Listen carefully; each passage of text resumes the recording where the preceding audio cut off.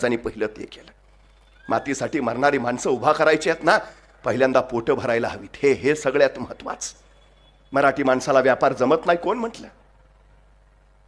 देश आमचा आहे, देशातले समुद्र आमचे आहेत, पण समुद्रावर सत्ता आमची नव्हती. महाराजांच्या काळात समुद्रातून प्रवासाला जायचं तर पोर्तुगीजांचा परवाना घ्यावा लागायचा. आपली स्वतःची नौका असली समुद्रात टाकायची म्हटलं तर पोर्तुगीजांचं परवानगी पत्र. आमच्याच देशात, आमच्याच देशातल्या समुद्रावर आमचा अधिकार नव्हता. महाराजांनी विचार केला, शत्रू कोण? या देशात राज्य नव्हते असं नाही, विजयनगरचं साम्राज्य होतं, देवगिरींच्या यादवांचं राज्य होतं, पण उद्ध्वस्त झालं. आपण हे स्वराज्य उभं करू, आणि ते नाही. राज्य उभा करण्यापेक्षा राज्य राखणं महत्वाचं. महाराजांनी लक्ष याच्यावर केंद्रित केलंय. धोका ओळखला, शत्रू कुठून येतोय? इंग्रज, पोर्त,